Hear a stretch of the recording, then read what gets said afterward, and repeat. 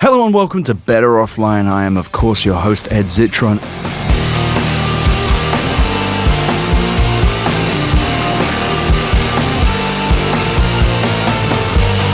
Better Offline. And we are in a very intimate podcast studio on like 9th Avenue.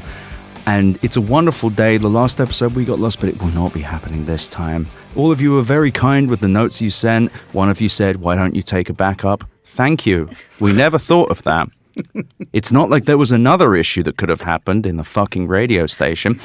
Anyway, today we have a wonderful Gizmos and Doodads episode. On my right, I have the wonderful Michael Fisher, Mr. Mobile himself. Ed, nice to be back. Thank you for having me. And so happy to have you here. Alex Cranz, the wonderful Gizmo and Gadget Queen. Yeah, I'm so excited to talk about the gizmos. Me too. But not the gadgets. And I'm knocking my phone over. That's staying in the episode. That's where my elbow goes. Yeah, that's what you feel about gadgets. Of good luck. And there we go. That's what we do before every episode. And Kyle Barr of Gizmodo is here as well. Hello, I exist. And he does exist. So this episode actually came from an idea of, I told you all this now, went on Amazon, typed in gadgets. Because I was like, I mostly spend money on like Diet Coke and occasional baseball games and flights. And like weird protein snacks. I don't really like, so I was like, you know what? I wanted some doodads. I want to see what gadgets are going. Typed in gadgets into Amazon. Fuck all appeared. It was like phones and laptops. I'm like, I don't need a new phone or laptop. I'm happy with those. I want something weird and stupid. And I genuinely was like, wait, why is it so hard to find these? You go on a tech site these days, it's all about fucking AI. So I brought you all together to talk about the weird stuff you've been looking at. And Michael, one of my favorite things you do is you've been the flip phone, foldable advocate. And honestly, I'm deeply jealous you're on Android. I'm so addicted to iMessage, but it's so much fun. You've got a device in front of you. I do. And the Honor Magic V5, which you cannot buy here. You cannot buy it here. No, one of the world's thinnest foldables. The thinnest foldable if you decide to lie about it in your spec sheet. Yeah, it's gorgeous. Yeah, and this thing is, and obviously we'll have links in there. But this thing is, you can see the crease, but you can't really when you're looking at it. No. I find these things magnificent. I realize that they're imperfect, but I think they're just lovely. And there's rumors that Mark Gurman was tweeting earlier about Apple's Foldable. Yes. Please do it. Please do the Apple. That's all I want. Cosign. Yeah, big agree. I mean, I want this, but not Android and sold in the United States. Yeah. And no huge camera bump. Oh, see, I like the camera bump. I think it gives it all kinds of character. I mean, it definitely... Slap a big, what's those with the quad Oreo? The quad stuff or whatever? Slap a big one of those on the back of my phone. I feel like I prefer... Really so this thing has a giant circular, like, blob coming out of it. Like a giant... Moon crater. Like, love that. The size of a thing you would stick a phone onto, a magnetic phone thing, like a fairly large circle. Yep. I prefer that to the weird boils coming off my iPhone. The camera bump, the pills. And you get a case on, so you've now got a raised bit with three... And I don't know. I don't like that. I don't think it looks good. I like that it captures all of the lint. Yes. Anytime I put it in my pocket, I'm glad like, there's a bunch of crap on, and also just a new thing for me to scratch. Yeah, it's the best. But I love it. I think that what we're running up against, though, is we're approaching the limits of the current interfaces we have. I think that the current tablet phone interfaces and the current laptop phone interfaces are just kind of maxed out, and I'm wondering if the next thing is just foldables and extendables and all this shit. Not according to Mark Zuckerberg. Mark Zuckerberg has reimagined his AI department 4 times in the last year. Yep. It's so cool. I love that he's going to apparently release a wrist thingy. He's doing the wrist stuff for better tracking. So do you have any idea, Alex, what he's doing? Yeah, so his whole conceit until AI came around was that the metaverse was going to be the next big thing. He's since changed his tune, except for presumably at, Connect back in next month.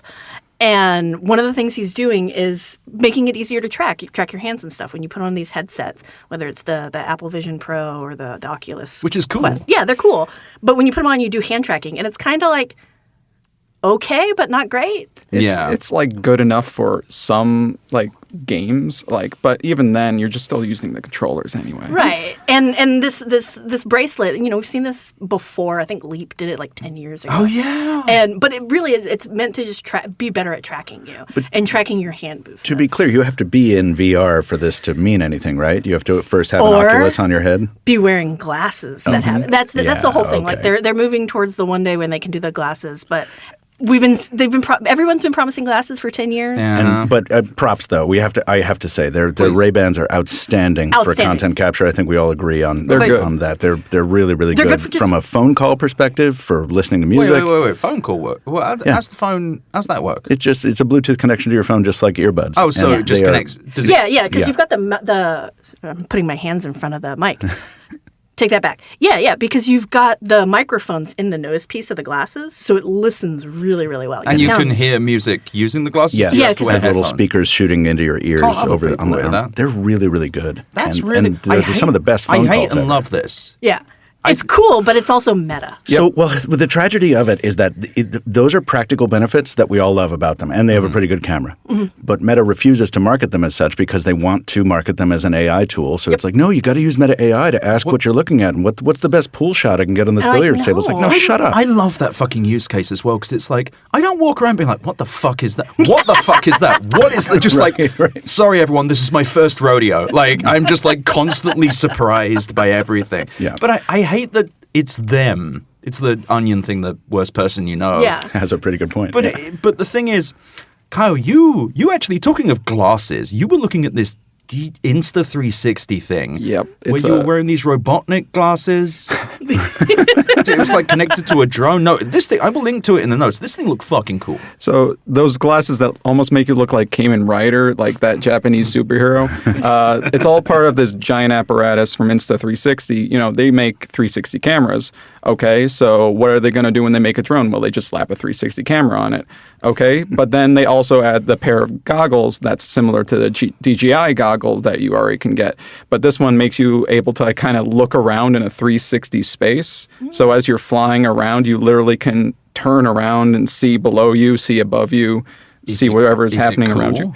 It is cool. As far as like flying around, there's other drones like FPV drones, which also have like a lot more maneuverability to capture them. What is an FPV drone? First person view. So it's almost like you can do flips and stuff with it. Like when you're in a video game. Yeah, that kind of drone. That's so cool. Yeah, but this one is more just like experiential. You can say it's like a quote unquote immersive. That's the word they like to use. But I prefer to just say you're a big floating head in a glass jar high above the ground. Again, video games. That's awesome. I like it, even though I know in your review you were like, it's imperfect, there are issues. And actually, what were the issues you ran into? So, I mean, it's not like the best flyer. There was problems when you're trying to bank, it'll just stop. What do you mean by banking? When you're trying to turn. Oh. And this isn't actually a product yet. It's not out in the open. It's going to be in like 2026. This is just like the first iteration, and they're trying to show it off to people, and they're really trying to make it like a thing. It's also going to cost like probably more than $2,000. I can already tell. I can't hate. The thing is, this is not meant to be like for everyone, and I'm glad someone's doing something different. Yeah. It's so cool. Yes. You can look around a bit. If you go like going in a weird canyon or something, go and fly it like above something. Like I like that. I'm glad that there's something happening. Yes. Sorry. No, go on, please. I just covered something that is almost exactly the opposite of this, right? Where this is this total immersion thing that you use outside. And I just got done covering Terminal, which is this little tablet for the home. I hate that thing. I'm excited to hear why you hate it. Well, hold on. Let me tell you what it is. Terminal, take out all the vowels because it is in fact 2008. And you put this in your house. It's like $150 or something. And it's just an e-ink screen that gives you ambient information throughout the day. It's like one of these Google Home or Amazon things that has a screen, except the screen is much less distracting, and it is. It only refreshes once every 5 minutes. And it doesn't listen to you. It doesn't do anything like that. It just tells you the weather, tells you when the next train is, tells you how many city bikes are at your desk. But or it doesn't your dock. always refresh. And so you're like, oh, it's not going to rain. And then you just go outside and you're like, well, shit. Oh, whoops. Yeah. Yeah. No, so you're right, because it's this very hackery thing. Not only do you have to tell it, like it's not like an iPad where you're like, okay, refresh every 5 minutes. It's like, okay, now you have to go in and tell all the tools you added that you want them to refresh every 5 minutes too. Yeah. It's like a Pebble smartwatch circa 2012. It's like, okay, well, we got to tweak it. Yeah. You got to mess with it. You have to tweak it so much. Yeah. But it was, I don't know. I really wanted to like it, but the slow updates and it's very hackery. And I was like, I'm too old today. Yeah. I don't know. Maybe it was just I appreciated it. I liked having to put the effort in because here's the thing. I take the ferry everywhere, right? I don't take a subway because I don't have a subway near my house. But to do that, you had to like go get the API yourself from the Ferry website and like plug it in and do all this crazy stuff. That's insane. It was fun though. Yeah, okay. It was like, you want to nerd out, Ed? I'm nerding out. Okay, no, this is great. No, you're right. I know. I like this whole thing. And is it super customizable? So it just requires the API? Yeah. I mean, depending on what you want to do. Yeah, and it's like what, $100? 150. Yeah, like that. it's just a little. Any subscription? No. Wow. So is it, when you say the API from the Ferry, can you code? Did you have to code it in, or is it just you give it the API token and it refreshes the data? Doing kind of stolen valor for nerds because I'm like, no, you just follow the instructions on the thing and copy and paste the thing. That's fine. Someone smarter than us has come before us, and we love them. Right. I put a table of contents into my newsletter today, and I had to like get my editor to do the HTML and then explain how it works. Yeah. Yes. No, that's part of being online. It's like learning, standing on the shoulders of giants. Yeah. Like you get two kinds of Redditors. You get the one that's just like, I'm just a casual racist. And then you've got the one which is like, I'm actually the expert in homebrew on PlayStation Portables. Yeah. And I'm like in the middle of you two. I like the idea, but as ever, I'm like, what shit do I actually need to know every few seconds other than like what the last thing someone posted was? Yeah, 100%. I think if I was like a YouTuber, if I was doing that sort of stuff, I'd probably want it more. I'm just in my house smoking weed. So it's like, I just need to know, am I going to get rained on when I go sit on the deck? Right. And it's sometimes good at that. And I haven't plugged it in at least a month. Give it another go. Yeah, I'll plug it in when I get home. Thank This you. actually reminded me of something that you posted about, Kyle, as well, which is the GPD Win 5, which is one of Cranz's favorite industries, the portable PC things. Oh, it's so fun. Because we're talking about like real, just like rinky-dink shit. It has an external battery. Yep. So imagine, you got your Steam Deck like handheld, except, the battery life keeps dying. You're like, oh, that sucks. If only it had a bigger battery. Well, they have a bigger battery. It's just attached to a cable, and you can slap it onto the back of it. Have you held it yet? No. I mean, a lot of these companies, like, a lot of the jankier handhelds are all like China-based companies. Oh, yeah. They're all just like cranking them out routinely, like GPD. This is the fifth one, so I have the GPD Win 4. Yeah. And I love it and I fucking hate it. It is so large. It is so much larger than it doesn't feel as large until you've used it for 1 minute and you're like, oh. But it scratches that itch, doesn't it? Oh, it does. It feels just like a PlayStation Portable if I take 3 of them together. But I went and watched the video, and this thing, just for the uninitiated, is just a Windows tablet in a PlayStation Portable handheld form. And it's cool when it works. You can play Hades 2, and it looks great, feels great. They took the keyboard off this year? It doesn't have a keyboard? No keyboard. Yep. Okay. So that's I swear there's one with a keyboard you can slide up. That feels like it. Yeah, GPD's done that. 4? I'm pretty, yeah. And I like GPD, by the way, because they do just crank out these insane looking, like we've got a 10.4 inch tiny laptop with the worst keyboard you've used in the world. Yeah. It sucks, but it rules. Yes. And you're like, ooh, why did you make this? Who's buying this? And it's like every Kickstarter is 10 million. You're like, criminal enterprises. No one is buying these things, but we are all loving them. I love that they're experimenting. But this is my controversial, I don't mind the external battery. I don't either, is the weird thing. Because, okay, I already have to do that. Like with my Switch 2, I just there's a case that I got that has the external battery. You slap it onto the back, and now it's lasting 4 hours instead of 2. You already kind of have to do that with a lot of these handhelds, unless you're just sitting at home playing it on your bed where you have the cable right next to you, and you're like, oh, I'm running low. Plug it in and go do something else or something. Well, yeah, you get the 10-foot USB-C cable, and then you get the even longer power cable, and you plug everything together, and you suddenly got 20 feet of reach. I mean, great. I've seen a few people derisively talking about this external battery situation. It's like, I don't know. I love my ROG X Ally. I really do. Mm-hmm. But that motherfucker, if you leave it, it's like you hit sleep and you're like, this will sleep. And you come back in an hour and it's dead. And it's just, I woke up. That's because the Windows machines really struggle with powering down. Like these handhelds. I'm just going to say, I'm glad nothing has changed in Windows for the last 20 years. That's never. great. Yeah, Good. it will never change. Windows will always be the most inconsistent handling of power. I think Microsoft is truly evil. I think they have like such an open goal here with handhelds. They have companies. I know that they're doing an Xbox ROG Ally X, and I saw fucking Tom Warren on The Verge going, for the first time, you just hit a button, you go to Windows. Actually, Tom, you could do that with all the ROGs. Fucking. But it's just like they're like, we're releasing a special Xbox. Did we change Windows in any way? Fuck you, customer. You piece of shit. Well, and usually we laid off everyone who did that. I will say, usually it's not Microsoft's fault. It's usually these other companies are just not building the drivers and stuff to properly handle power management. But it is also Microsoft's fault because the Xbox ROG. What? I didn't even hear about this. Tell me more. You didn't hear it? It's The just, Xbox Ally? it appears Or- to just be a ROG Ally. It is basically a ROG Don't Ally. they have a weird, like, handheld... Yeah, like, there's the Xbox grips that come along with it. love. So according I love to the ROG. I want that. I want those grips so bad. so this is the thing, you don't even need to get the new one, really. they sell the grips? Well, no, because if you want the grips, then you have to get the new one. But the whole thing with it now is that they've changed the software. They're saying that they've limited a number of stuff on the back end so that it should run better, it should sleep better, so it should be better with power management. And this is a lot of shoulds, right? Because none of us have actually put it through its paces like over a long term.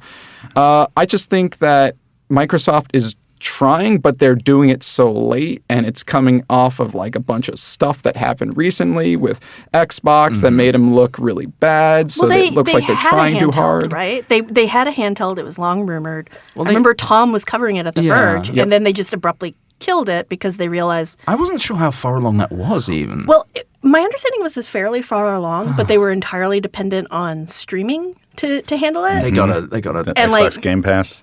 Game Pass is great. I use it on my Steam Deck, but it's not great enough to do it that way. Yeah, we're not there yet. Yeah. This actually reminds me, I wanted to ask you about this at some point. You said something about GeForce Now Install, and I've seen stories about this. What is this GeForce Now Install thing? Cranz? Wait, I just know GeForce Now. You tell me. Okay. GeForce Now, they just released an update. So GeForce Now is a streaming service. You have to play your own games versus other like Xbox's cloud gaming thing where you can use their games and like you're paying for the service. This one, you're paying for the service to use their servers, to download the games and play them remotely. Right.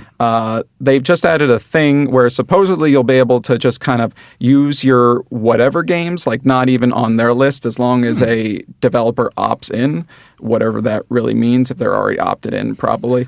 Then you can just rent out space on their servers to download that game and then basically just have a shadow PC to play those games. Oh, interesting. That's been going. I mean, there was the company Shadow. Yeah, which did that, that's exactly right? what I'm still saying. around. Yeah. Well, are they? They The are. service sucks. They're just really expensive. They're And I mean, NVIDIA, the reason they're likely doing this is they have a lot of server space. They have a ton of server space because it's NVIDIA, and they've currently made everyone's 401k beautiful. For now. For now, for at least the end of this month. Until Wednesday. Till Wednesday. Nah, we don't know that yet. But yeah, that's why they're doing it. Is they have all this server space, and it's like, why not make a few extra bucks? Because it's not going to be a huge money driver for them. But there are people out there who want to play their games remote. They used to be able to do that when it first launched. yes. That'll get a little more popular once we get one of the more gadgety elements of phones back, which is this. Remember Samsung DeX, this sort of desktop simulator that lets you plug your phone into a monitor and keyboard and mouse, and it acts like a laptop. I love DeX. Well, it's been just decrepit and gathering dust for ages. It hasn't been updated in a meaningful way in a long time. But now that Google's building it into Android 16 as this kind of mode that will not require you to have a Samsung phone. You can have any Android phone running 16. But one of the things I did was, I thank you for reminding me about Shadow because I forgot. Last time I reviewed Samsung DeX, I used Shadow to play like Titanic Adventure Out of Time and other CD-ROM classics from my youth. And it was absolutely great. But wait. What does DeX actually do? So you plug your phone into a monitor and keyboard and mouse. Do you need a dock or something? You do not. USB-C to USB-C, HDMI, right. whatever. And then it just creates a desktop environment like Windows, except it's Android. It's your phone. Right. So you don't have to find a Wi-Fi hotspot. You've already got a cellular connection. You don't have to move your files to it because your files are already on your phone. The Atrix promised us this, Indeed. 15 years ago? Yes, and the pad phone. The Atrix? What was It this? was the Verizon. Motorola, Verizon. No, AT&T. Was it AT&T? It was. Never Yeah. trust Atrix them. 4G. Yeah. Never trust that fucking guy. Well, actually, Motorola's good now, though. They've got the Razr. The Razr Ultra. We love that. We love a wooden phone in this Thank house. you, Lenovo. It's wooden? Indeed. It's got wood on it? You got wood. You got Alcantara if you want to get it really gross overnight. Mm-hmm. And then fake. Wait, what do you mean gross other overnight? sexy Leather, materials. Yes, yeah. Alcantara is like a fabric, and that was what they put on the palm rest for the Surface, and it can get dirty because it's fabric. Immediately I got, want a like, palm velour stains. one. Just flipping out a velour. A razor? But like 2 months in, after you do like a New York summer, it's just going to be so disgusting on the front. No one will ever You drop it like just absorbs all. Yeah. But, then it's your phone. You've got a nice patina. No one will ever touch it because they'll be disgusted. Yeah. Enough, right? Like, I think that's great. I will say it. I want Apple to do this fucking flip phone. I want them to do something different. I'm tired of. I have the most giant phone. I occasionally go back to the smaller iPhone. I hate it. I want the big one again. Except I want an even bigger one. I want Apple to do foldables so bad. You don't need to wait for a foldable. I got just the thing for you. You ever use Clicks for the iPhone? I have a Clicks. Disclosure. I am a co-founder of Clicks. You co-founded Clicks. I bought one. I sent you a picture of me using it. Which I appreciated. Thank you. That makes it big. Just use that. And it makes it clicky, too. No, the thing is, I don't have trouble typing on a phone at all. Bummer. I just want the screen. I would like my screen to be twice the size. Well, you could just carry an iPad. I do carry an iPad, and I love the iPad Pro. I really do. Do you use it for taking photos? No, I'm not my dad. Okay. My dad. No, I love my dad. He pulls out his iPad Mini, and it's just like the most like. You just like put it down. No, I love it. I love the fact that he's into the iPad because I got him his original iPad. Whenever, like the second, no, it was the first iPad Mini they released, and my dad, he'll love hearing this, and he loved it. And he uses it all the time. And I consider like that the best sign of technology. If an older uses it, like an older person who's just a regular person who does like a business job and like listens to the radio and watches the news, like what are their use cases with it? And the fact that he picks it up and uses it like as a picture taker, that's the term. Picture taker is right. I think it's lovely. And I think the beauty of a foldable. And look, it's me. He's photographing me, and that's actually really cool. And this is And I get back to my thing that the UX situation. We're just at the limits of the current UX. I think so. And also my controversial opinion, which is the Vision Pro is amazing when it works. It's so heavy. It is, but when I say when it works, I mean we're talking 4% of the time. Have I told any of you what's happened with my Vision Pro? Tell us. No. So I got told by my good friend Matt Bamberg, who told me that Metallica was on the Vision Pro. I'm like, a big, heavy thing that's kind of lost its way and we're not really sure why we engage with it. Sounds like Metallica. So I get this thing, I put it on, it goes, you need to update. I'm like, fuck yeah, okay, I'll update. I update shit all the time.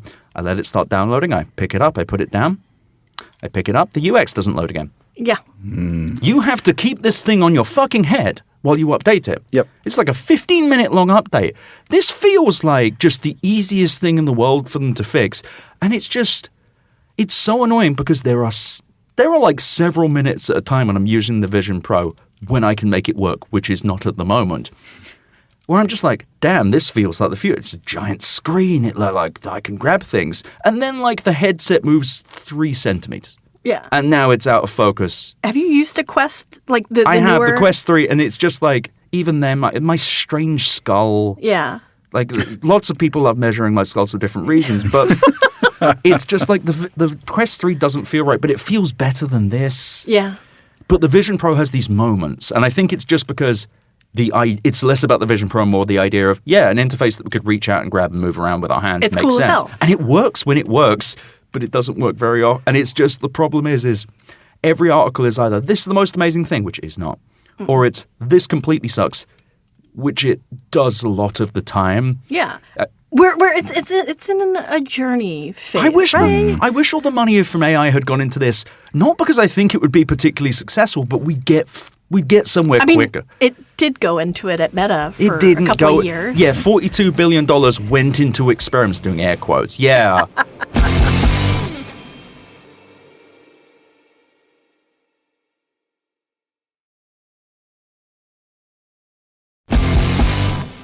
I mean, that's what Android XR is supposed to be, right? It's going to be first Samsung's Project Muhan is just going to be, Apple Vision Pro, but with, Samsung's making a Vision Pro.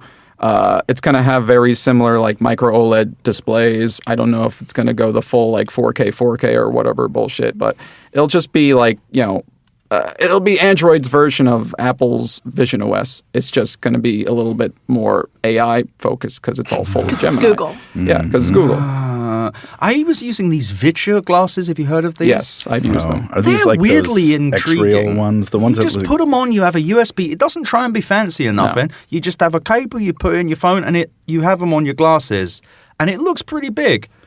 That's the best thing about like, you know, I like AR glasses because I just like secondary screens. It's like, oh, okay, you know, they're good for a plane.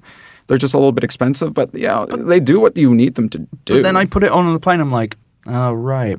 I don't want to look straight ahead. Like it was just like immediately just like, this is cool. Can I move it? Nope. This is attached to my fucking face. But there is something here, I swear to God. No, there is something there. Like, there's so much more here than generative AI. Like with generative AI, I've not had a goddamn moment of peace in 2 years, but also not a goddamn moment where I've been like, okay, I kind of see it. And there were moments with the Vision. There's moments with the Quest where I've been like, okay, like horseshoes and hand grenades. Yeah. Steam game where you can just like pick up guns and it's like extremely realistic. And it just feels so good. And it's satisfying, like exactly the kind of moment that you're like, this is great, fun technology. I fucking love the future. Like the same thing when I remember when I got the original iPhone on Singular Wireless in Penn State.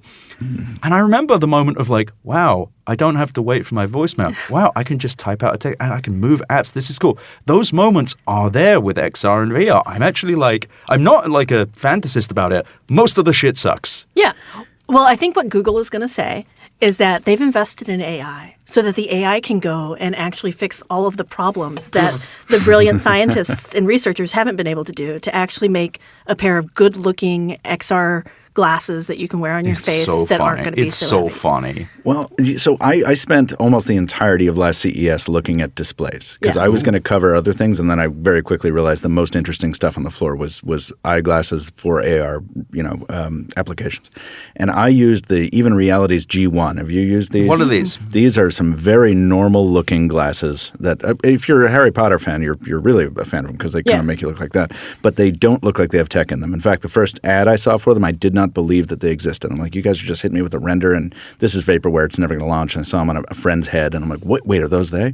And you put them on, and they have a monochrome War Games-esque like green text display. I've seen these on Instagram. Yeah, dude, they are, and they look. They do very few things, but they do them all pretty damn well. Work? I saw Chris Velasco, the legend over at Washpo, talking about them.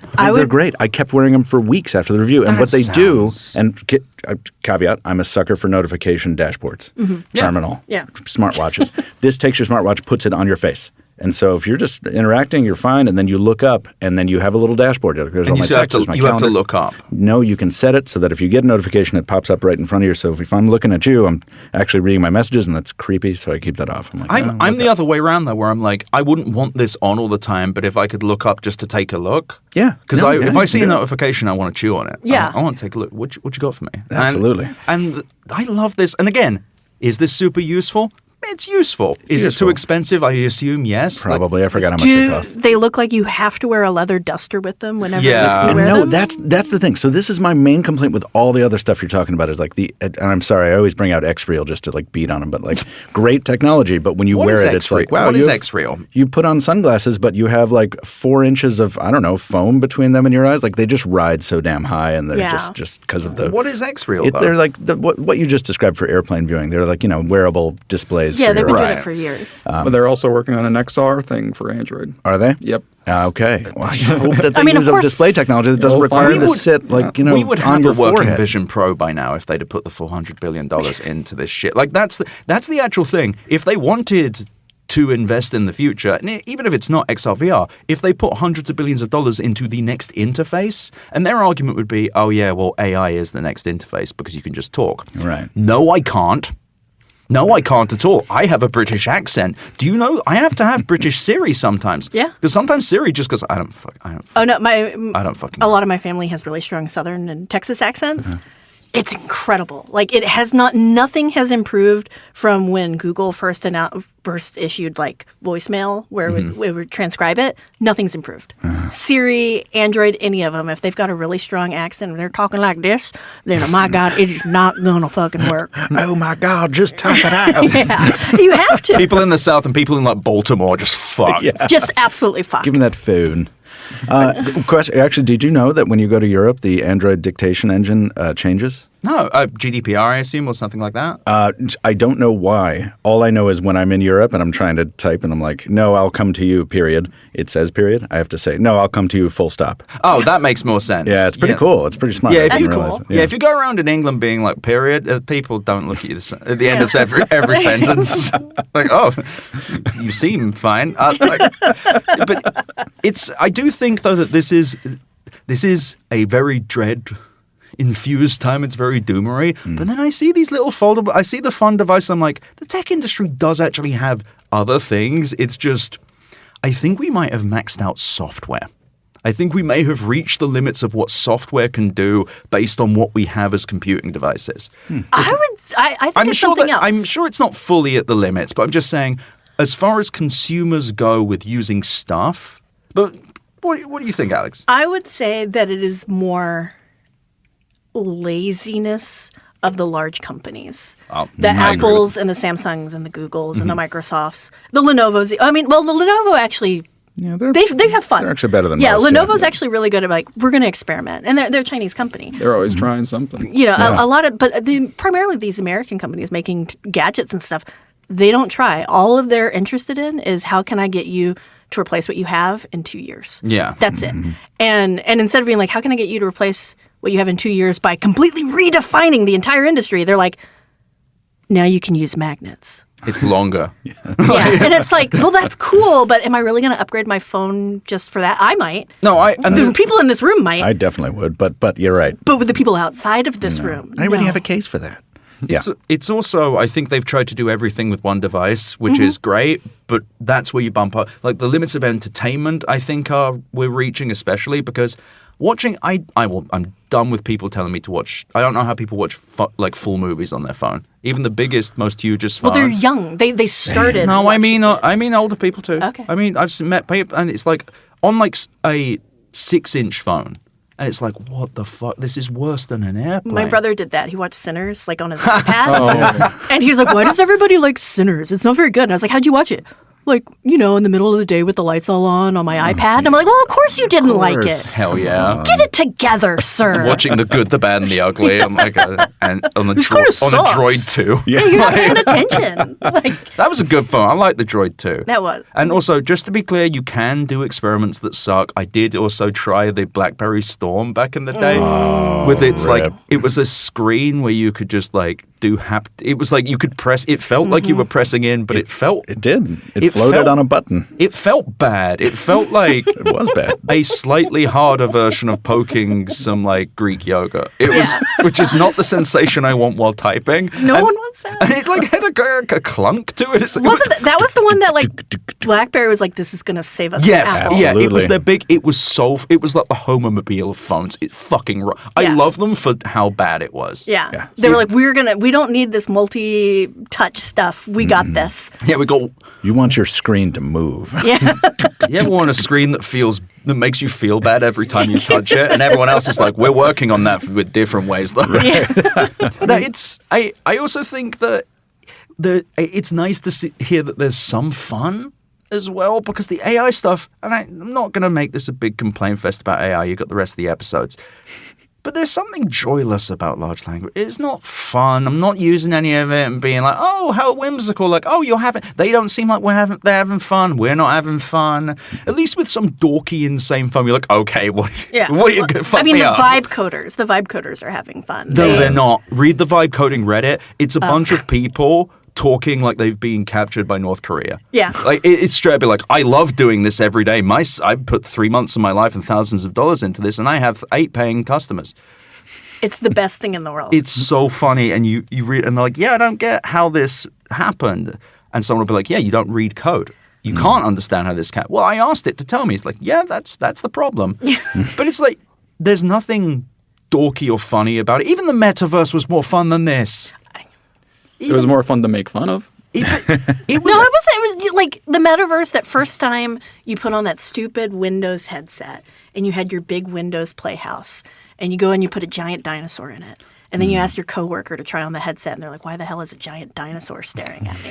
Like, that's fun, but you can't do. Yeah, it's hard to troll people with AI. I mean, you really have to think about it. That's the thing, though. People trolled a little hard because what I also enjoyed was watching during the metaverse regular journalists be like, "I'll check out this VR chat thing," and just like getting the worst people online, a bunch of people dressed as Knuckles, just doing racism, endless racism, and a few 13-year-olds. Yeah, just 13-year-olds saying the worst shit you've heard in your life, and like, "Hey, I'm here from Business Magazine." It's like, "Fuck you, you piece of shit." No, it's great. I think the journalists need to see the real internet occasionally. Yeah, but you can do that with. You can just do that with the internet. You've been able to do it for decades. Mm-hmm. It's just, but the metaverse also, you saw some people try some weird shit. You saw a lot of grifters and all this crap, like whatever. But it was like, at least someone was having fun. Mark Zuckerberg was lying. But also, people didn't really full-ass the metaverse. I wish that they had put this kind of money into it, because we would have got one really shit thing and one really funny thing. Yeah. And I mean, they to an extent, they did put the money in. Like, Apple spent a lot of money on Vision Pro. I don't think they did that because of the metaverse. I think that they were planning it anyway. Really? I always felt it was like, we need to play catch up. Everyone is talking. I can see that. Like, Apple, but I refuse to believe it's been chases. 2-3 years. What, it came out 2024? I don't think they've only been working on it 2 years. Maybe they accelerated it. They've been working on it for Steve Jobs would have fucking years. killed them. Can you imagine Steve Jobs finding about that? He never would have let that He would have be beaten released. someone to death with one of those. Wasn't the idea that they were creating glasses first, and then they're like, this is the step towards the glasses, and now... Well, there was all that talk whether or not they're actually making the glasses. Now they're back on. Whether or not they're going to be smart glasses or AR glasses, it seems silly. Yeah, everybody was like, okay. And this is the dumbest part of the generative AI moment is 10 years ago, everybody was like, we're going to have smart glasses, but they're going to be, you put them on and you talk to somebody because Alexa's doing it. And Siri and all of this. Mm-hmm. So we're going to do it just like this. It didn't work because we don't know how to interact audio-wise with computers and stuff. It's not just like it is in Star Trek. It's actually more complex. Right. You have to consider multiple users and stuff. So everybody's like, okay, how else can we do this? Well, we'll do the metaverse, and we'll do these AR glasses. And then they were like, wait, we can't figure out how to make these glasses small enough with battery life, with good vision. Like, we can't do all of that. Yeah. And then generative AI came out, and everybody's like, you know what we're going to do? That Alexa shit again. I love that as well, because Alexa didn't work. It still doesn't. And they were like, well, we'll make a new one that works worse. Yes. And have any of you used Alexa Plus yet? Not yet. Not only in demos. Damn, when I read about that, and they're like, it's worse, and you can be like, yeah, make me a recipe for like chicken pasta, and it will tell you it. And I just think that people need to accept that voice is not a good interface. Just in general, I don't think it needs to be perfect. Yeah. I think it requires so much more training of ourselves, right? Because like you get but there. I don't want to be trained. I want to use the thingy. But you are trained. Like we're all trained. We're trained to use our for phones. limited use cases. Yeah. Like, turn the lights on. Open the garage door, whatever. Like, but beyond that, you know, to your point, like it's required to be usable by such a wide swath of humans that it's almost impossible. And we all want to do it just like Star Trek. Absolutely. I also think it has a very flat view of tasks. Mm-hmm. I think that most people think that it's going to be people like Sundar Pichai or Andy Jassy think that people go into their house and they go, and I will do this, and I will do this. Not me. I'm like, what about that YouTube? What about that Chrome thing? Oh, I should read this article. No, wait, fuck, I meant to send an email. Send an email. Okay, fuck, no, I haven't got the information for the email. Shit, why is it so fucking hot in here? I need to make it cold in here. Fuck, it's cold. I'm going to put this YouTube back on. Oh, yeah. Yeah, it can't multitask at all. Right. But it also just can't do any context switching. It cannot do it. And I will do something which I think would be tantamount to suicide on any other day. I will defend an LLM on your podcast. Okay, go on. No, please. So I feel like it's probably a good mechanic for training these things to do exactly that, because I have found the one enjoyable bit of using LLMs I have found is that I'll talk to Gemini Live a lot, because I'm very used to, as we all are, doing a Google Voice dictated search for what I'm looking for.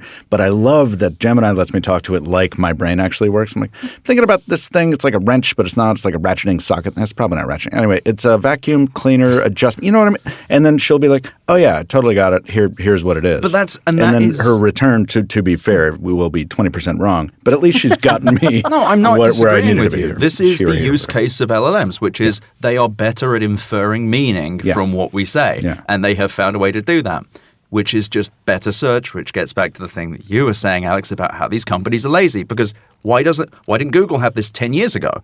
How were there no other ways to do this? And why is Google still not really like this in the search engine part? You have to go into Gemini, and even when you can't type in to Google search that kind of thing. No. When you try and I will type in like cite the information, a term, and it will be like, I don't fucking know, man, because I didn't write .com. Yeah. Because it's just, I don't know what possibly could cite the information mean. Yeah. Oh, you added a .com, it's a website, my bad. Like, we're only a market cap of $4 trillion. Fuck you. They would say you should be using Chrome to do it. I or was Android. on Chrome. No! I was on Chrome. I'm still in Chrome a little bit because certain websites don't work because we live in the future. I tried to switch to Coggy's mobile browser. Worst experience of my life. I switched to Firefox and I hate it. It's sometimes some things just work better. Yeah, no, I live in Chrome. Like that's where I'm at. I mean, especially since Pocket died. Yeah. Now I have to use Chrome for all my mobile bookmarks, and it has all my passwords. It has. Oh man. That's actually another thing. Just really grinds my gears. Bookmarks are the same still. I don't use bookmarks because I'm chaotic, and every time I save something, I forget where I saved it. I just assume I'll remember everything. I genuinely do. Like I remember. No, same. Yeah, and it works out. And I'm like, oh my god, he's horrified. I remember everything, but at exactly the wrong time. No, I remember right everything. Oh yeah, I should look that up. As long as I have the weirdest cues, like several words. If you read my notes from my newsletter, they're insane. It's like three broken sentences with like a question mark and a typo. I'm like, that's 16,000 words, babe. Yeah. Well, hold up. I didn't have this on my list, but there's a gadget for that. What is it? The Plod AI recorder things. Oh. Right? What is this? Those didn't work, I thought. They work pretty well. And in fact, you could say they work too well.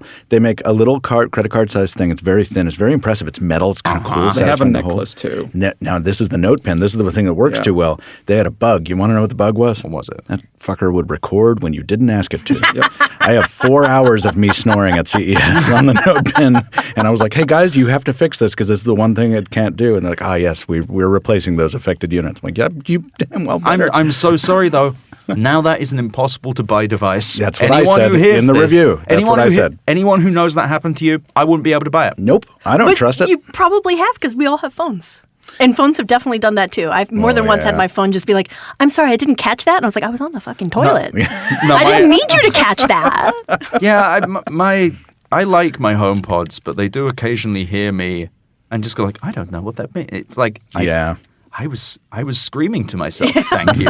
I was just watching TV. I was just mad. Yeah. I was just saying some of the words that I say inside when I am upset. Even the PS5, the PlayStation 5 has that ability. You don't know it because nobody enables it, but it actually works. You can like talk into the controller and control the PS5 that way. And I turned it on and I just keep forgetting to take it off. And now I'm just talking with my brother and then the PS5 is like, are you sure? And I'm like, what do you mean? No, PlayStation 5. That's why I'm talking.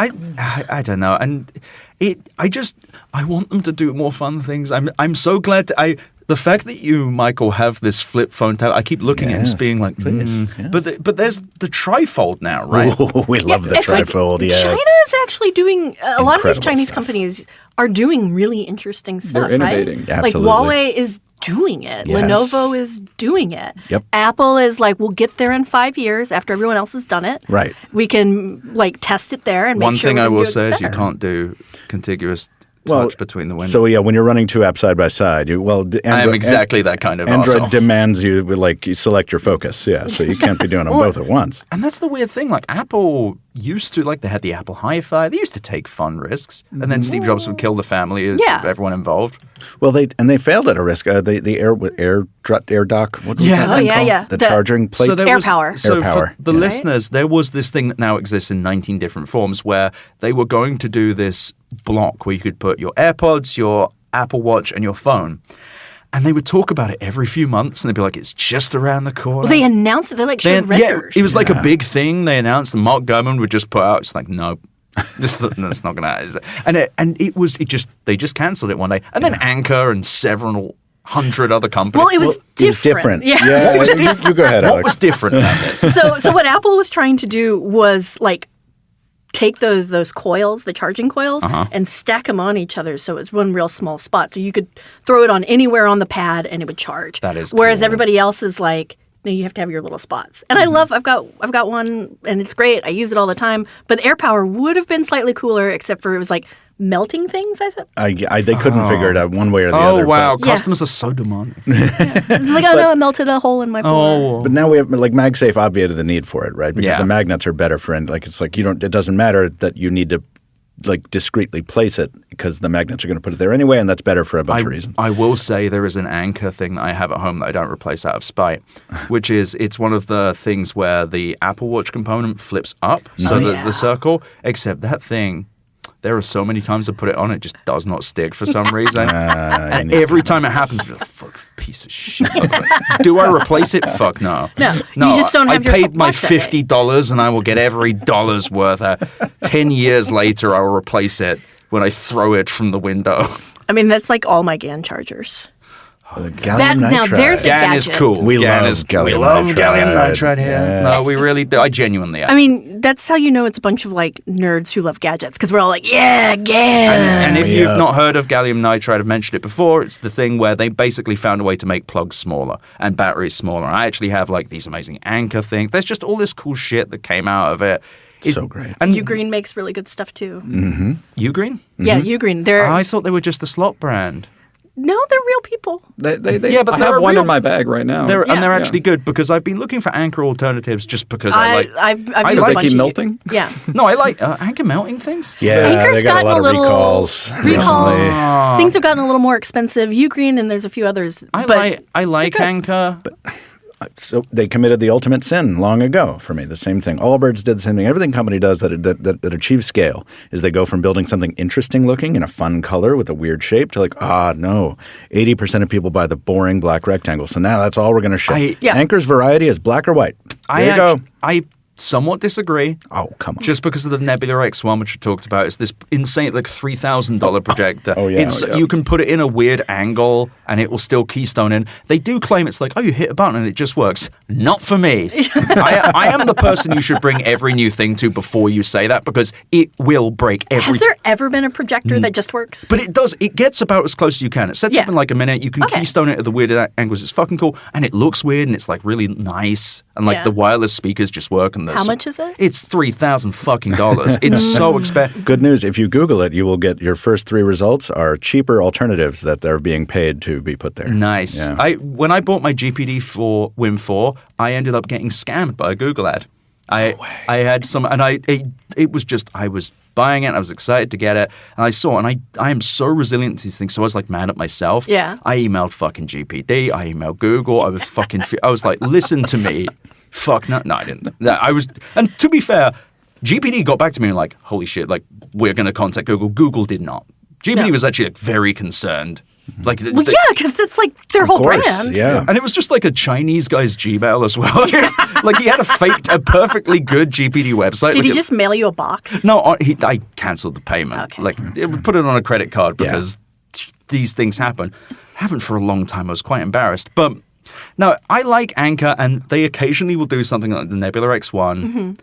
However, they are mostly just blocks. They have them in different colors now. I mean, the batteries, I have one that's like mint green. Yeah, it's lovely. I got like a pink one in my pocket. I don't know about that. I mean, Anchor's like, charging brand. It's just kind of stayed. But like all the other shit they're doing with all their other sub brands, because now they have like 12. They have that UV printer. That's really cool. Wait, what does that do? What is this? So UV printers, they basically use a UV light on UV activated ink to sort of print like stuff. thermal printers? Kind of, but there's less heat involved since it's just light. So it'll just you can technically print on almost anything, and it can print in 3D, quote unquote. So if you you're looking at an oil painting, it has those like raised edges where the oil thickens. It can technically do that. Cool. It's cool. really cool.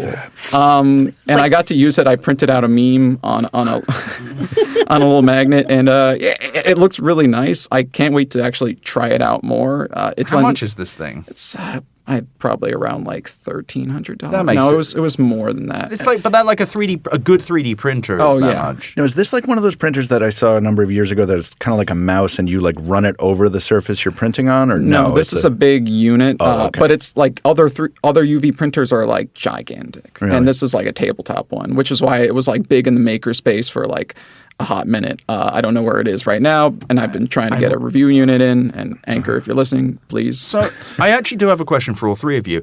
I keep seeing things on Kickstarter, but I haven't touched Kickstarter in years because of all the shit. Is it trustworthy still? Is it still dodgy? It depends on who you're going. Like some companies, big companies, will use Kickstarter to validate the market. Like Unihertz is famous for this. If you want an interesting phone, Unihertz is there for you. They make all the like BlackBerry revivals, all the ones with weird QWERTY. They're huge. Yeah. They have a screen on the back for no reason. Hell yeah. Yeah, you'd love it. Yeah, let's try it. Every launch they do is on Kickstarter, and they, I think they also use it as a PR thing because they know they're going to exceed their goal on the first day. But it isn't 2013 anymore. I run a PR firm. I know that doesn't work anymore. Yeah. But you'll see that with like, it's mainly the big brands. The smaller brands, I would still be a little They're still like, dodgy. Leery. Yeah, because you just run into this. I mean, it's just the practical nature of building gadgets. Hardware is really difficult. Can confirm. Yeah, and it's only going to get more difficult over the next because of the tariffs and stuff. I suspect. Absolutely. Especially Americans are going to have until we get manufacturing in the United States again.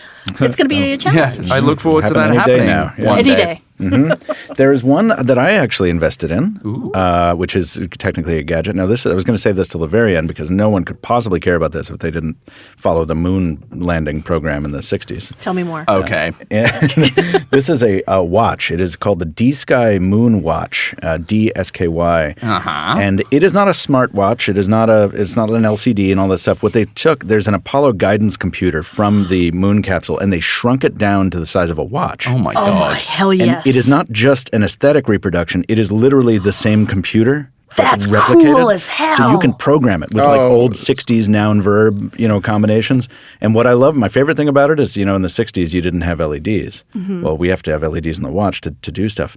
They came up with color filters to make the LED match the incandescent bulbs of the 60s. Like, it's perfect. It looks like an oscilloscope kind of like. I don't need this. But I'm going to get it. That's what I said. The minute I saw, I think. Holy crap, it's expensive. How much is it? $890 or something like that. Well, their website, it's 659 pounds. Yeah, there you for go. the Americans. Yes. Yeah. Yes. Yeah. Anyway, I'll let you know if I get it because I have backed it. But what does it do?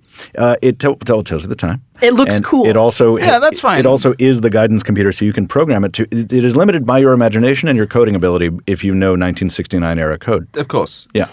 which I do. No, but it's all open source, so you can actually do whatever you want with it, which is really fun. It also has GPS for some reason. I don't know what else. Fuck it. While we're there, I'm so glad. I wasn't sure coming into this whether we'd have more doodads, because it seems like there's still a healthy, but there's just not in America. Well, no, you can get stuff here. And Yeah. You can get it here, but it's not American companies that seem to be driving this. Like Anker's Chinese. Yeah. Well, I've got a couple actually. Oh, please. I'd genuinely like to know. You Pebble? Pebble. Oh, go. Okay, go, Pebble go, is go, go. back. That's you. Yeah, Why Pebble's is Pebble back? back? Because People are so we want tired of their regular watches. Yeah. No, it's just they're Never doing, should have died. Never should have died. They're doing e-ink watches again. They start shipping this month. I definitely ordered both. What do they do? How much do they cost?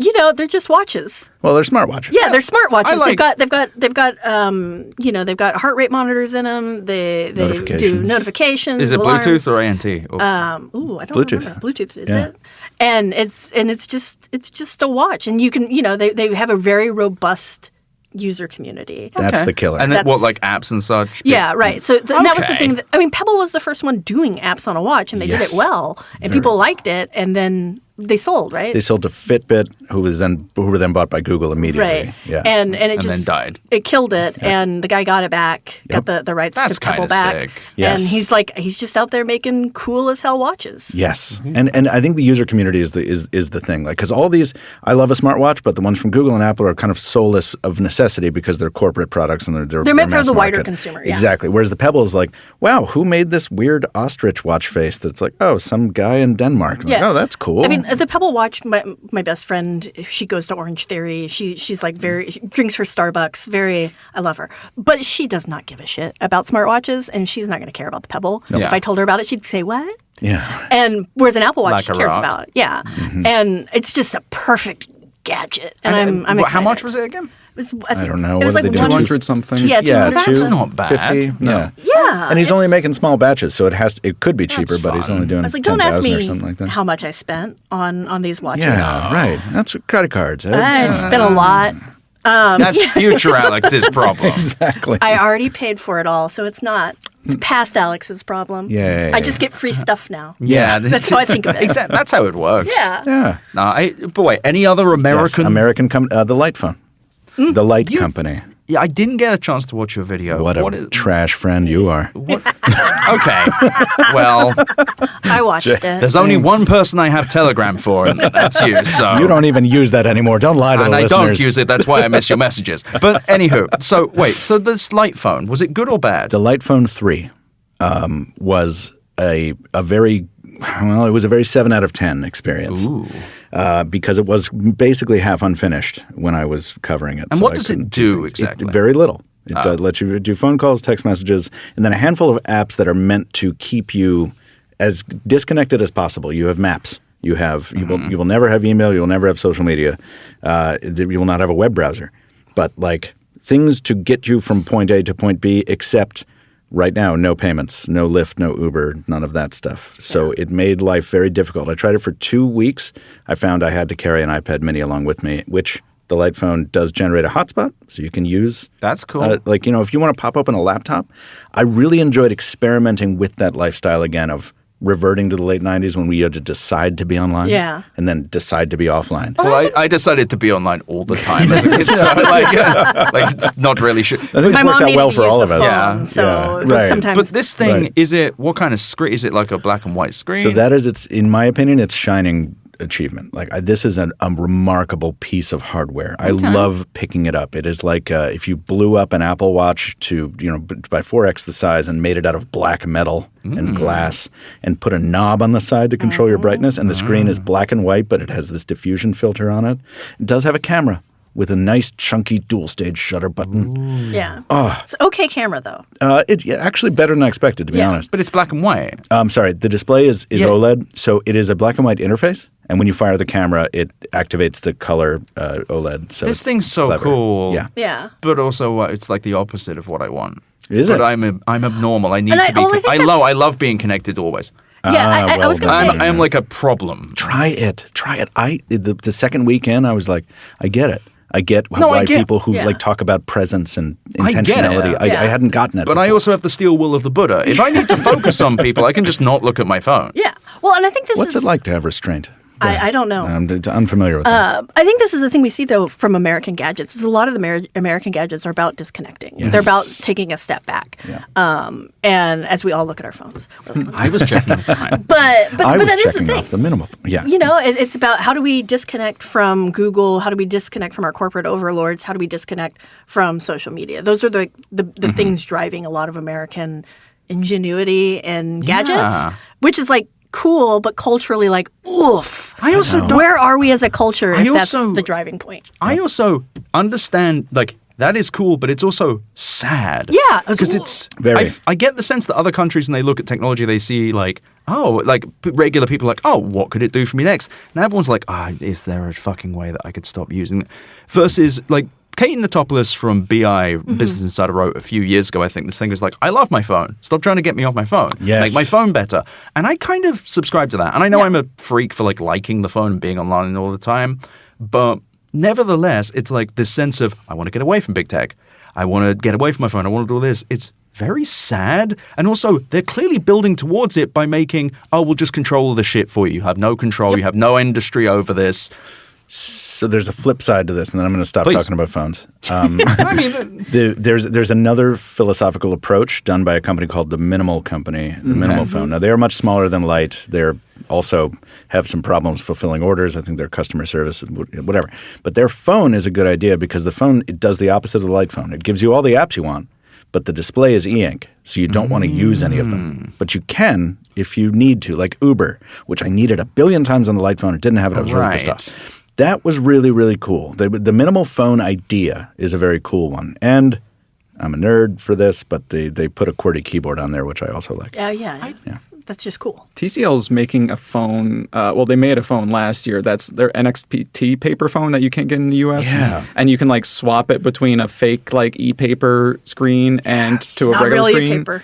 Yeah, it's not actually e-paper. I know, but it has like a kind of like, sheen to it that makes it look less screeny. Or you can just go and spend $10 on a matte glass for your phone. That's what I did because I looked at that stuff and I was like, oh, this is cool. Oh, I'll just put matte glass on my phone and I get the exact same experience. I said I would stop talking about phones, but you just made me think of another one. Mr. Mobile? This is my podcast. Talk about the phones. I don't care. Fairphone 6. What is this? I have not paid attention to Fairphone almost at all because it's been about repairability, right? Which is important, but I don't really care about it. So, okay. Fairphone 6 has a big neon green switch on the side, and when you flip it down, it turns from a regular Android phone into a dumb phone. Yeah. And I like that physical trigger. Because, you can do it with a custom launcher. You can do it through umpteen software options. But having a switch seems to suggest more intentionality is required of you. Well, and switching out of it feels like more friction, a little more friction. Yeah, exactly. It's a little more like friction, that. but it's also less friction in the setup, right? Yeah, true. Yeah, because if you can do that with an iPhone, you are going to spend a very long time dicking around with your iPhone to get it to that point. Yes. I think a lot of these problems come down to the fact that just notifications have become an invasion of our privacy. That when you look at your phone, it will be like, hey, it's Etsy again. Yeah, you bought one thing 7 years ago. You didn't delete this app. Do you want to look at flowers? Yeah. And you're just like, leave me the fuck alone. And Apple's just like, we don't give a fuck. And New York Times used to do breaking news for everything. They'd just like every damn thing. They'd be like, Beyonce is going to be in New York. Great. Why is that breaking? You can't fix this as well with the phone. It's the companies. They've made it worse, and they make it worse every day. And they're like, we'll give you control. control. Fix it, but you have to do way too much work to do it. To your point, you have to do way too much tweaking. You can't tweak the notifications. Well, if you have an Android phone, you can. Yeah, and that's the thing where put iMessage on a fucking Android.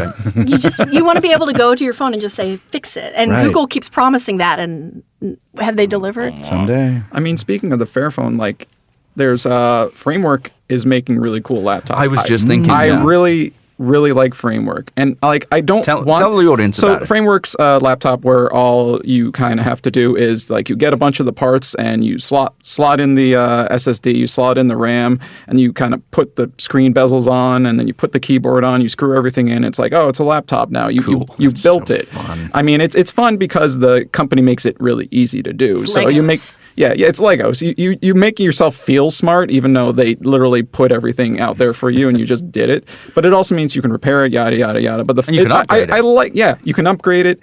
I like the feeling of like ownership because half of the problem with ownership is that I don't feel like I actually own the thing. I bought the thing and they're managing my life for me. They're putting all the software on it that I don't want. They're putting this program on it. They change how you use it with UX updates. Yeah, exactly. So I want to own the thing by like controlling what goes into it. And I feel like I want more products that have that ability to just like I can just control the hardware at least, if not the software. Like if I could control both, I'd be in a happy place. I'm more nerdy, but imagine if like every laptop had that ability to just like take off the back and like just swap things around. But you were seeing that in gaming laptops for a long time before Framework came along, right? Like Dell. Quite a few of them you can still swap the RAM. Yeah. Right? Yes. Some of them, although some of them are more soldered on, like some of the smaller 14 inches are which still. kind of makes sense. One of the tricks here is just for laptops. Order the business laptops because they usually do have much more upgradability because the big companies are like, no, we're not going to pay you that much for RAM. We will replace the RAM ourselves or you will die and never get our business again. And so they fix it for them. Like that's why you see that from Dell and Lenovo and others. On the build your own stuff, Kyle, do you follow or does anybody follow the cyberdeck building community? Oh yeah. What is that? I have a blast. If you want to have a gadget, binge, I would say just Google cyberdeck builds on YouTube. It's basically people are trying to like relive the Neuromancer book, Yep. and they're just building cyberdecks from the Neuromancer. What is a cyberdeck? Oh my God. All right. I was like, you don't know William Gibson? So I'm familiar. Neuromancer, kind of like that whole cyberpunk era aesthetic. The idea of a like cyberdeck is like you literally plug into the internet. You know, you have this deck that you sit down in a chair and you plug yourself in and you're literally a body, and like the whole like idea of a metaverse kind of stems from this, except it's a lot more grungy and a lot more punk. Right. Yes. So the deck itself is like part of it is like it's personalized to you, right? Like you build it yourself. So it takes the form in modern day with what we can do of like little laptops, like kind of like the GPD stuff, right? Yeah. Except Netbooks. you build it Except you're yourself. building- Yeah, netbooks. I loved netbooks. I miss So netbooks. what is the They were cool. functionality of a cyberdeck, though? What's it meant? in modern day, it's just basically what a little laptop. Oh, okay. It's just to be cool. But the idea is that you're doing it yourself and it's your own and you're making it. Like, I mean, I don't know. Like, are they using like Raspberry Pis like and stuff often like that? they'll be built on a Raspberry Pi or something like that. Yeah. But if you want functionality, the Meshtastic is another good thing to look at. Meshtastic. That is like these little pocket terminals that are being built around I had to look it up, an ESP32 system on a chip, which enables a lot of cool stuff. And the Meshtastic network is like node to node. You're not on the internet necessarily. Like each phone or each terminal is a node. So Jack Dorsey just dropped an app for this. Oh, God. I mean, BitChat. He's dropped several apps. He's dropped a lot of things. No, I'm trying But to remember. that's an app for the iPhone, and like if we all had BitChat, we could text each other without connecting to the internet. Like it's a direct peer-to-peer I network. like that. And the Meshtastic, like there's a lot of handheld hardware. They all look like Blackberries. They're all really cool. They're little mini cyberdecks, and it's just to utilize that network. And you can build your own a lot of the time if you're more skilled than I am. So I'm going to wrap it here, and I want to end with a message that everyone should go and support Steve Burke over at Gamers Nexus, who Bloomberg has been fucking him up by doing bullshit YouTube DMCA. He's coming on the show next week. This is a ridiculous situation. Bloomberg should be fucking ashamed of themselves, the legal department and everyone involved. Other journalists, including at Bloomberg, should see this as an offense against journalism, and not giving him support is tantamount to not having solidarity with your peers. Steve is doing some of the best work out there, and I realize that's kind of a grim thing, but one of the reasons I love all three of you is you really, in the same way as Steve, get into this stuff and actually know it and love it and are excited about it. And I think that is a dying art within journalism, especially within tech. Yeah. And I hope everyone's enjoyed this episode, because I certainly fucking have. Because so much fun. It's nice to talk about stuff, and like, sure, there's bad things going on and it can be kind of grim out there, but there's still people making dorky little innovations out there, and it's worth remembering that the tech industry is not all bad, which does not mean that AI doesn't fucking suck. Bing bong. Michael, where can people find you? They can find me on YouTube at the Mr. Mobile, TheMrMobile, or on Threads at Captain 2 Phones. It's Captain the number 2 Phones. Miss Cranz. I'm most places. Alex H. Cranz, Blue Sky, Threads, all those places. And Kyle. You can go to Gizmodo.com and just look at the review section, because it's me and like 2 other guys. Hell yeah. You can find me, of course, at betteroffline.com, and on the podcast you're listening to, please subscribe to my newsletter and hit the premium as well. We will have some really fun episodes coming up. We've got, of course, the interview with Steve Burke from Gamers Nexus next week. I will work out a monologue later today. I am really loving doing this show. Things are about to get spicy. I have the spiciness in the air, so looking forward to the next 2 episodes as things begin to collapse, because that's where we're going. Peace out, everyone.